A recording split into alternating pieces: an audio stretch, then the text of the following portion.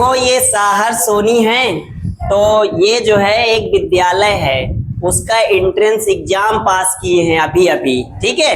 उस विद्यालय का नाम है अटल आवासीय विद्यालय। मतलब वहां पे रह करके अपनी शिक्षा को ग्रहण करना और अपने भविष्य को बनाना। जैसे घर पे बच्चे मोबाइल चलाते हैं, है ना, और मोबाइल चलाते समय बच्चों को अगर मना करते मम्मी पापा तो उतना नहीं मना करेंगे, क्योंकि दिन भर कितना मना करेंगे ना।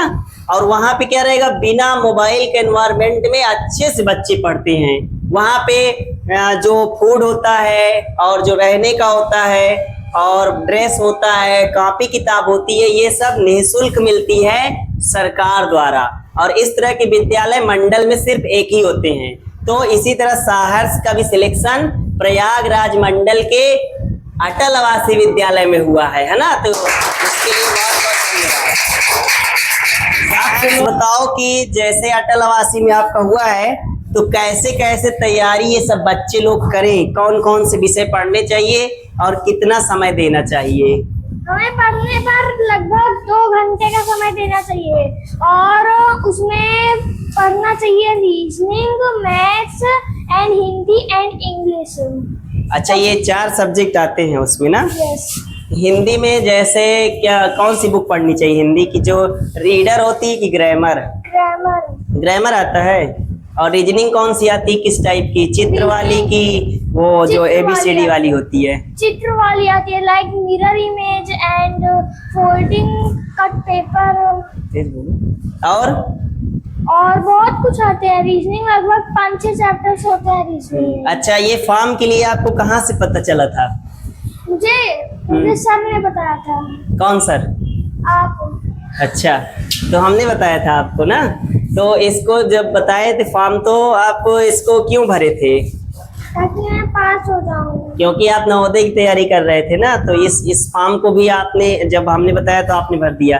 तो कितना नंबर आया था आपका इस परीक्षा में? मेरा 76.25 नंबर आया था। अच्छा, कुछ रैंक भी आई है क्या डिस्ट्रिक्ट में? कितनी? मेरी कौशाम्बी जिले में 2nd रैंक आई है। पूरे कौशाम्बी में? हाँ। 2nd। आपसे एक ऊपर बच्चा, तो उसका कितना नंबर आया था? उसका भी उतना ही आया था, लेकिन मेरा नंबर कितना आया था? 76.25। उसका भी उतना ही था। हाँ। तो वो का मतलब लेटर जो होता है नाम की, उससे ऊपर नीचे कर दिए ना। हाँ, ठीक है, तो मतलब उतना ही नंबर आया है ना। तो देखो 76 मार्क्स इन्होंने प्राप्त करके अटल आवासीय विद्यालय की जो लिस्ट थी उसमें जिले में दूसरी रैंक इन्होंने हासिल किया। और जिले से 11 बच्चों को लिया जाता है, 11 लड़कियों को 11 लड़कों को, ठीक। तो उसमें इन्होंने दूसरा स्थान हासिल किया है ना। तो इस तरह से हम लोग को मैथ में जैसे पढ़ना, किसी टीचर से पढ़ना चाहिए कि अपने से भी हो जाएगा? टीचर से पढ़ना चाहिए, और अगर टीचर से पढ़ने के पैसे नहीं है तो यूट्यूब से भी पढ़ सकते हैं। हाँ, यूट्यूब से भी पढ़ सकते हैं, ठीक है। तो अटल आवासीय विद्यालय डाल के आप यूट्यूब से पढ़ सकते हैं। ये कब फॉर्म भर सकते हैं इसको? एक तो आप 5th में थे, 6 वाला हो गया ना। एक और कौन कब भर सकते हैं? 8th में, 9th के लिए। अच्छा, इसमें एक देखो, इसमें एक चीज और होता है, कार्ड होता है ना, लेबर कार्ड। तो जिन जिन माता पिता के लेबर कार्ड बना होगा, या मम्मी का या पापा का, वही लोग इस फॉर्म को भर सकते हैं, ठीक है। तो यहाँ पे जाओगे तो कैसा लगेगा, अच्छा लगेगा कि नहीं अच्छा लगेगा? बहुत अच्छा। अच्छा लगेगा। मम्मी पापा आपके? वो तो गरीब रहेंगे, उनसे तो मिलने का मौका नहीं मिलेगा, मतलब कि छुट्टियों में मिलने का मौका मिलेगा। नहीं, खुश हैं कि नहीं आप पास हो गए हो, अब वहाँ जाओगे तो खुश हैं कि नहीं? खुश है। खुश हैं। तो तुमको रोना आ रहा है कि मम्मी पापा अब नहीं रहेंगे यहाँ पे, मतलब वहाँ नहीं जाएंगे, यहाँ घर पे रहेंगे, कभी कभी मिलेंगे? तो रोए थे कब? कल रो लिए थे।